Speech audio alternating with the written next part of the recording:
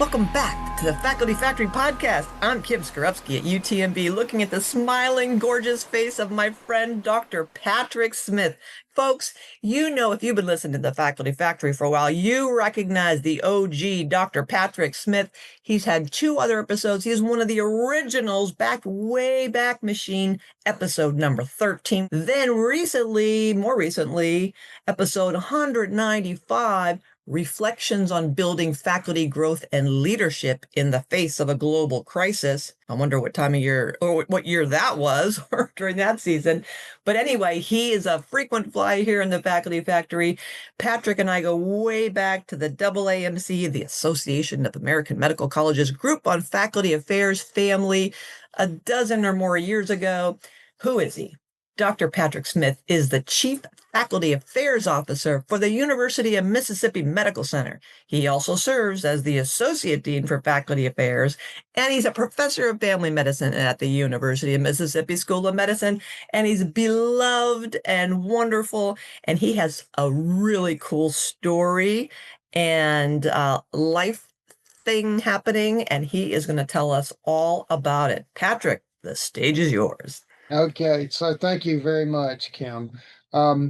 Here's my story that I'm going to share with you all, and I call it the story leading up to phased rewiring. So I have been in and around the University of Mississippi Medical Center since 1978. I stumbled onto the campus to help a research assistant out do some smoking research and carbon monoxide monitoring.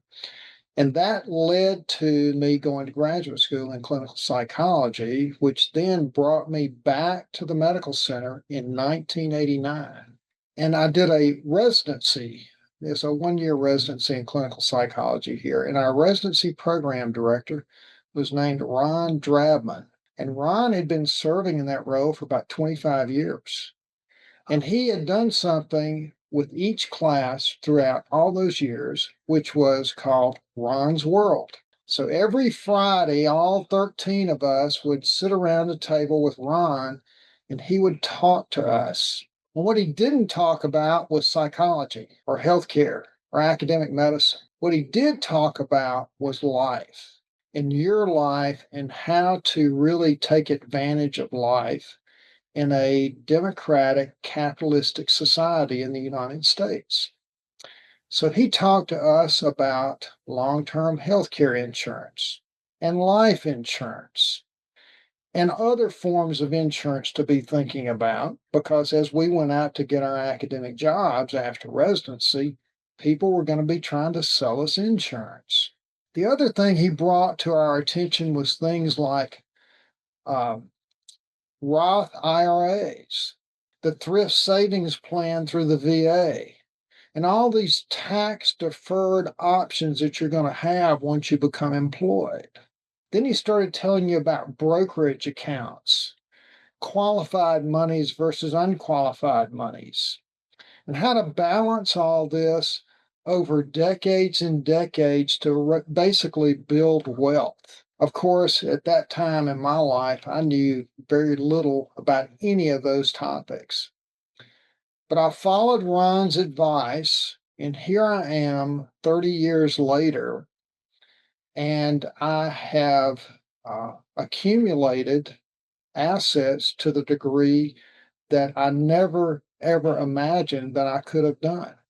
And it all went back to that training sequence. Now, the other thing that's really neat about this experience with Ron's World is throughout 3 decades of being on the faculty here, I never worried about things and have a status in life that is very different than many people in the United States at this age.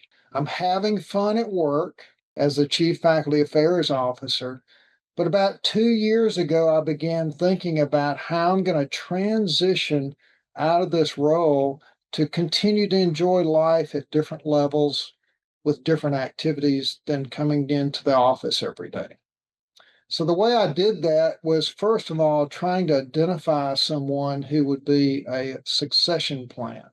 So myself and a couple of my senior leaders thought back about who had we come into contact with who had the experiences and had demonstrated the skills and competencies that we thought was needed in the next iteration of the Chief Faculty Affairs Officer for the University of Mississippi Medical Center.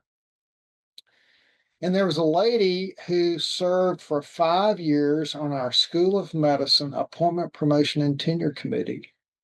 And she served for the chair of that committee for 2 years. She'd also been an early developer of a mentorship program in our GWIMS program, which is the group for women in medicine and science. And she had developed a developmental system for all the faculty in our Department of Emergency Medicine. And now she's serving as the executive vice chair of emergency medicine. She's been here a little more than 20 years. And so 2 years ago, we invited her to join our office as a 0.25 FTE to really build a campus-wide faculty development system, and we call it Faculty Focus. She also developed something called Faculty Appreciation Week. So she served for 2 years at a 0.25 FTE while I was still full-time. And so in July of this year, I went to 0.75 FTE, and she has now moved to 0.5 FTE. So as you're listening to this, you hopefully are imagining there's this slow transition with me easing out over time and her easing in over time. And of course, we're trying to do everything we can to help her development. So she's going through a coaching program right now and is becoming an executive coach. And she's shadowing me in different activities and so forth to begin to expand what she will be doing in the future. For example, I'm overseeing a dean search for our School of Dentistry, and she's shadowing me in that process. So the goal is next July, I will be at a 0.5 FTE. She will be at a 0.75 FTE in our office, still doing 25% of her time with emergency medicine. And then I've left it up to her to decide. Do we need to reconfigure the office and our personnel? Does she want to keep me on for another year or two at 0.5 FTE? Because I'm flexible. If she wants to reconfigure the office and have 2 assistant chief faculty affairs officers at 0.25, she could do that. If she wanted to increase staff, she could do that. I'm letting her play with her vision of the horizon and the future of our Office of Faculty Affairs. And as I'm doing that, as I'm backing off what I'm doing here, I'm doing things outside of here. So I do a lot of bicycling. So I've been doing organized bicycle rides on the days that I'm not here in the office. I've been enhancing the house that I've been living in for 34 years and the property that we own. And now we're even contemplating how we want to spend our time together. So, for example, we're going to St. Augustine, Florida in a couple of weeks, spending a week over there, which is one of the oldest settlements on the East Coast. So we're finding, my wife and I, my wife of 40 years, and our dog of 5 years, we're finding additional ways to enjoy life beyond my experience here at the University of Mississippi Medical Center. So that's what I call phased rewiring and replenishing. My goodness, we could end this podcast right now because that was perfect. Dr. Ron Drabman, the perfect dad figure, financial advisor, mentor, coach, sponsor, wrapped up in one. I wish I knew. We all need Ron's world. I mean, I've never heard of anything like that.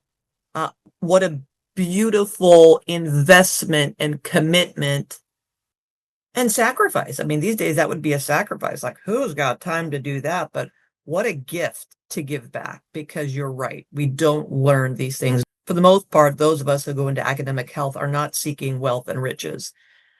So the earlier we start, the better. I'd love to develop a whole series about wealth and building wealth, and not just to be rich, but then to be able to pass on those treasures and as a legacy. Anyway, so kudos to Dr. Ron Drabman. You're very fortunate. And where in the world did you come up with this thoughtful, purposeful, strategic idea of succession planning? This is not one of those conversations that I have almost every week with faculty. I can't possibly retire. I have too many responsibilities, or I can't do anything. I'm wearing too many leadership hats. I'm the director of this and the chair of that and the executive vice chair of this and that and the other. And people's signature files just kind of like grow and grow and grow. And they have so many things they can't even imagine letting them go, because they feel like there's no one to give this stuff to. There's nobody who could do my job. Nobody. I hear that all the time. Nobody could do what I do. I would never entrust what I've built with anyone else. And I think, oh my goodness gracious, then we got a problem here. So can you tell us a little bit about, is this something that just organically you are a strategic planner? Did you read books? Before you said, like, this happened 2 years ago. This didn't just arrive in your head. So can you walk us through this thought process of how you've learned how to strategically put this mental spreadsheet together and build this relationship, choose this woman, help her grow in confidence and skills, communicate that to the community, um, allow yourself to step back, all those things. Can you talk a little bit more about that, Patrick? Sure. I'm going to start with something that I developed about 15 years ago, and we called it the COP program. And that stands for the Chair Optimization Program. So at that time, I had responsibility for about 850 faculty in our School of Medicine, and we had 23 department chairs. And it became very clear to me very quickly that I could not individually support 850 people, but I needed to really work closely with those chair leaders who would in turn support those 850. So we thought about chairs from basically a faculty life cycle perspective. How do we identify chairs with the appropriate competencies of leadership to come in to lead our different departments? So we revamped our search process for department chairs. Then we created an onboarding system for our department chairs. And then we incorporated a growth and development piece for our department chairs beyond the initial onboarding, which was a 90-day system. And we built resources for them to learn from as part of their growth and development. But we also thought about how we bring them together from a community and connection perspective. So we had breakfast for chairs and so forth and so on. But then there's also the end of that life cycle where there's transitions that occur. Some transitions are expected, some transitions are not. Some are acute and some are chronic.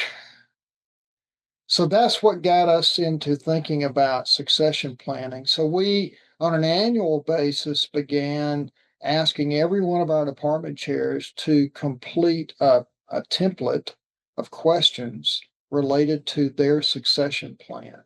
And we've expanded that to different deans on the campus and so forth. And so it was through that experience that I said, I need to be thinking about that too.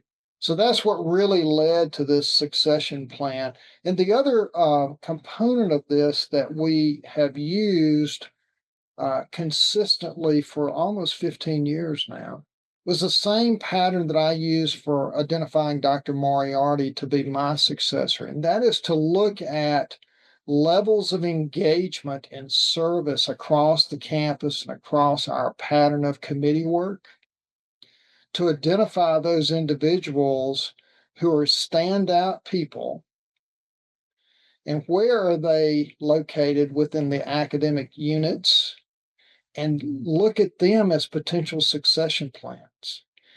The other thing I think that's done for us here at the University of Mississippi Medical Center is it's reduced the level of disruption that takes place with leadership transitions. So we have numerous examples of where a succession plan for a department chair position has really revealed itself over time. We've got several of those going on right now. And the faculty are comfortable with that because they know in advance what's happening. And so we're trying to do the same thing with my position in this Office of Faculty Affairs. And something you said, Kim, I think is really important. When people say something like, nobody else can do this, I learned a long time ago that there's 1,000 different ways to do almost anything. And who's to say which is best or right? So I'm a believer that Risa Moriarty is stepping into this space and hopefully is going to do things very differently than me and take it up a notch. Yeah. Well, I'm not sure about that. I would love to watch Dr. Moriarty. We'll get her on the podcast. That's what we'll do. We'll have her perspective because you're already at the top. I don't know how many more notches you can go up, but geez, Patrick, what a gift. What a gift to the institution, to the University of Mississippi School of Medicine, to the leadership and to the faculty and to the staff to minimize the disruptive chaos, especially juxtaposed against things that are outside of our control. When you look at international, national landscapes or things that we cannot control, what can we control is at our micro level. And I think it's such a beautiful example of how we have the power to control certain things. And that is what you've set in place with with the COP program and the succession program, is that minimizing hurdles and barriers and that feeling of anxiety or dis-ease or uncertainty. We can't get rid of it. Some people, of course, with any change and transition will be a little bit reticent, nervous, anxious, what's going to happen.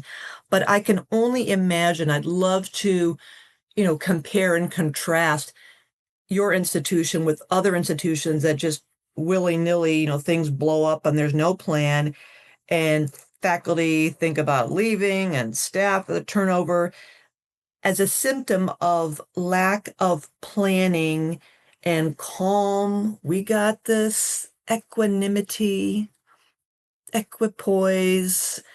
We'll control what we can. And what you've done is built a system that ensures the level of standard operating procedures. We got you. We got this. We have a plan. What a gift. Congratulations on that, Patrick. There's a phrase that I often use when we're recruiting people here that's tied to what you just described, and I call it continuity of leadership. So, really interesting. This School of Medicine was opened in 1955, and with the exception of the first few years, we've only had one, two, three, four, five leaders. And each of those leaders had relationships with one another.